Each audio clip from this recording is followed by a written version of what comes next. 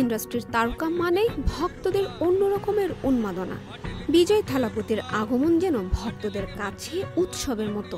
সিনেমার audio launch থেকে সিনেমার মুক্তি, সবকিছুতেই লাখ লাখ ভক্তের জনস্রোত। সেই খ্যাতি সাথে নিয়েই সিনেমার মঞ্চ থেকে পা দেন রাজনীতির মঞ্চে। রাজনীতির মাঠে তার ভক্তদের গণজোয়ার জানান দেয় তামিলনাড়ুতে তার শক্ত অবস্থান। তবে সেই গণজোয়ার খ্যাতির বিড়ম্বনা হয়ে দাঁড়ালো থালাইভা খ্যাত বিজয় জোসেফ থালাপতির রাজনৈতিক ক্যারিয়ারে।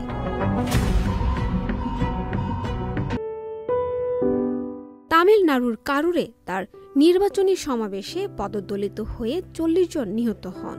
এর মধ্যে 17 জন নারী ও 9 জন শিশু রয়েছে। এছাড়া আহত অবস্থায় হাসপাতালে 50 জনের বেশি চিকিৎসা নিচ্ছেন। রবিবার 28 সেপ্টেম্বর বার্তা সংস্থা রয়টার্সকে স্থানীয় পুলিশের এক ঊর্ধ্বতন কর্মকর্তা জানান, হতাহতের ঘটনায় বিজয়ের দল তামিলাগা ভেট্রি কাজাগামের বিজয়সহ দলের অন্য নেতাদের বিরুদ্ধে ফৌজদারি মামলা দায়ের হয়েছে। দলটির বিরুদ্ধে অভিযোগ উঠেছে তারা শর্ত ভঙ্গ করেছে। সমাবেশে 10,000 লোকের অনুমতি চেয়েছিল, কিন্তু উপস্থিতি ছিল তার দ্বিগুণেরও বেশি।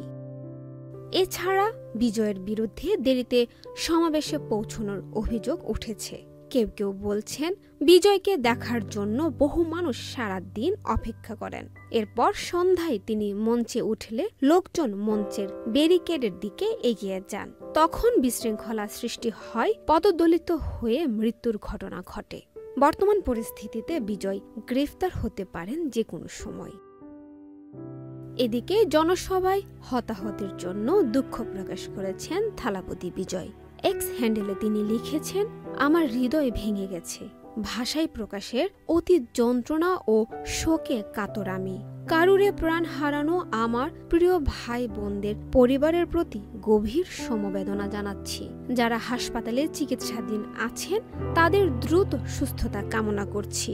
প্রাণ হারানো প্রত্যেকের পরিবারের জন্য 20 লাখ রুপি এবং আহতদের জন্য 2 লাখ রুপি সহায়তা দেওয়ার ঘোষণা দিয়েছেন বিজয়। মুসর শৈলী, চ্যানেল আই।